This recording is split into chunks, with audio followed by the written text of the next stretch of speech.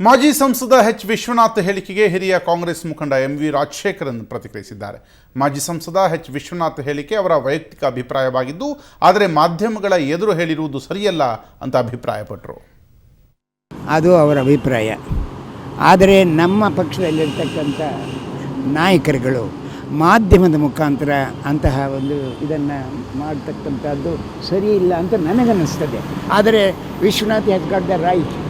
Is not only ನಮ್ಮ ಪಕ್ಷದ ಒಬ್ಬ ಹಿರಿಯ ಧುರೀಣ, ಅವರು ಒಬ್ಬ ನಾಗರಿಕನಾಗಿ ಸಹಿತ ಹೇಳೋ ಹಕ್ಕಿದೆ. ಯಾಕೆಂದರೆ ಅವರವರ ಮನಸ್ಸಿನಲ್ಲಿರ್ತಕ್ಕಂಥ ಭಾವನೆಗಳನ್ನು ಪ್ರಜಾಪ್ರಭುತ್ವದಲ್ಲಿ ಹೇಳೋದಕ್ಕೆ ಅವರು ಇದಾಗಿದ್ದಾರೆ, ಅವರಿಗೆ ಎಲ್ಲ ಹಕ್ಕು ಇದೆ. ಆದರೆ ಆ ವಿಚಾರಗಳನ್ನು ನನಗನ್ನಿಸುತ್ತೆ ನಮ್ಮ ಪಕ್ಷದ ವರಿಷ್ಠರ ಜೊತೆಯಲ್ಲಿ ಮಾತನಾಡ್ತಕ್ಕಂಥದ್ದು ಬಹಳ ಮುಖ್ಯ. ಮಾಧ್ಯಮದ ಮುಖಾಂತರ ನಾವು ಆ ವಿಚಾರಗಳನ್ನು ಪ್ರಸ್ತಾಪ ಮಾಡ್ತಕ್ಕಂಥದ್ದು ಸರಿ ಇಲ್ಲ ಅಂತ ಹೇಳಿ ನನ್ನ ಅಭಿಪ್ರಾಯ.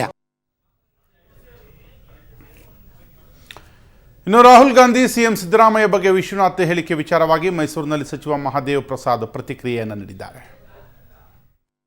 ನಮ್ಮ ಪ್ರತಿಕ್ರಿಯೆಗೆ ಅನರ್ಹರಾದಂಥವ್ರ ಬಗ್ಗೆ ಮಾತನಾಡಲ್ಲ ಅಂತಕ್ಕಂಥ ಒಂದೇ ಒಂದು ಮಾತು ಹೇಳಿದ್ದೀನಿ.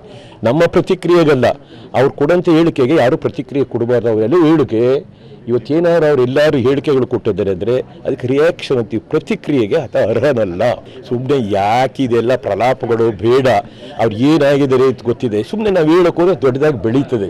ತಾನೇ ಜಿಲ್ಲಾ ಮಂತ್ರಿಯಾಗಿ ಸೋತು ಬಂದಂಥವ್ರು ಜಿಲ್ಲಾ ಮಂತ್ರಿಗಳು ಪಲಾಯನ ಮಾಡಿದ್ರಲ್ಲ ಆಳ್ಬಾಡಿ ಪಾರ್ಟಿನ, ಮತ್ತೆ ಯಾಕೆ ಅವ್ರ ಬಗ್ಗೆ ಮಾತಾಡ್ತೀರಾ? ಜಿಲ್ಲಾ ಸಚಿವರಾಗಿ ಆತ ಗೆಲ್ಲಕ್ಕಾಗಲಿಲ್ಲ ಅಲ್ಲಿ ಒಂದು ಅಸೆಂಬ್ಲಿಗೆ. ಇವತ್ತು ಏನಾಗಿದೆ ಅವ್ರ ಪರಿಸ್ಥಿತಿ. ಸುಮ್ಮನೆ ಹೇಳೋಕ್ಕೋದ್ರೆ ನಾವು ಅದಕ್ಕೆ ಹೇಳಿದೆ, ಅವ್ರ ಬಟ್ಟೆ ಕೇಳಿದ್ ನಾವು ಮಾತಾಡಿ ಪ್ರತಿಕ್ರಿಯೆ ಕೊಡಿ. ಏನೋ ನೀವು ಕೇಳ್ತಿರಲ್ಲ ಅಂತ ಸೂಕ್ಷ್ಮವಾಗಿ ಒಂದು ಹೇಳಿದೆ, ಅರ್ಥ ಮಾಡ್ಕೊಳ್ಳಿ ಅಷ್ಟೇ. ಇನ್ನು ನಿನ್ನೆ ಮಾಜಿ ಸಂಸದ ಎಚ್ ವಿಶ್ವನಾಥ್ ಸುವರ್ಣ ನ್ಯೂಸ್ನ ನೇರ ಮಾತು ಕಾರ್ಯಕ್ರಮದಲ್ಲಿ ಏನು ಹೇಳಿದ್ದಾರೆ ಕೇಳಿ.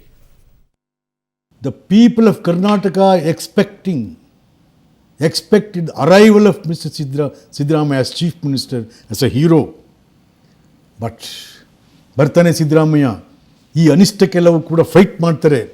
ಸಿನಿಮಾದಲ್ಲಿ ಹೀರೋ ಬರ್ತಾನೆ, ಈ ಅನಿಷ್ಟಗಳನ್ನ, ಈ ವಿಲನ್ಗಳನ್ನೆಲ್ಲ ಬಡ್ದಾಕ್ತಾನೆ ಅಂತ ಭಾಳ ಆಸೆ ಇಟ್ಕೊಂಡಿದ್ರು ಜನರು.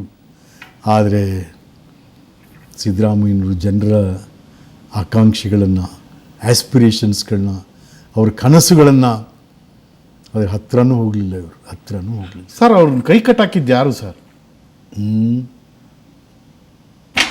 ಯಾರೂ ಇಲ್ಲ. ಅವ್ರ ಕೈ ಅವರೇ ಕಟ್ಕೊಂಡಿದ್ದಾರೆ, ಯಾರೂ ಕಟ್ಟಿಲ್ಲ. ಅವರು ಈಗ ಯಾರೂ ಕಟ್ಟಕ್ಕೂ ಆಗ್ತಿಲ್ಲ.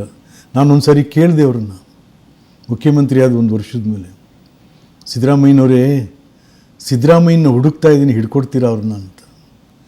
ಇಲ್ಲೇ ಇದ್ದೀನಲ್ಲ, ನಿಮ್ಮನ್ನೆಲ್ಲ, ನೀವು ಡೆಪ್ಟಿ ಚೀಫ್ ಮಿನಿಸ್ಟರ್ ಇದ್ರಲ್ಲ, ವಿರೋಧ ಪಕ್ಷದ ನಾಯಕ ಆ ಸಿದ್ದರಾಮಯ್ಯನ ಹುಡುಕ್ತಾ ಇದ್ದೀನಿ, ಎಲ್ಲಿ ಅವರು ಅಂತ. ರಾಹುಲ್ ಗಾಂಧಿಯವರು ಯೂತ್ ಕಾಂಗ್ರೆಸ್ನ ನಿರ್ನಾಮ ಮಾಡಿಬಿಟ್ರು. ಆ ಎಲೆಕ್ಷನ್ ತೊಗೊಂಡೋಗಿ ಏನೇನೋ ಮಾಡಿ ಯೂತ್ ಕಾಂಗ್ರೆಸ್ ಹೋಯಿತು, NSUA ಹೋಯಿತು, ಮಹಿಳಾ ಕಾಂಗ್ರೆಸ್ ಹೋಯಿತು. ಇರೋದೇನಪ್ಪ ಅಂತಂದರೆ ಆ ಸೇವಾದಳ ಮಹಾತ್ಮ ಗಾಂಧಿಯವ್ರ ಹೆಸರಲ್ಲಿ ಅದೊಂದು ಚೆನ್ನಾಗಿ ಕೆಲಸ ಮಾಡ್ತಾಯಿದ್ದು ಬಿಟ್ಟರೆ ನಮ್ಮ ವಿಂಗ್ಗಳೆಲ್ಲ ಹೊಟ್ಟೋದು ಗೊತ್ತಾడు.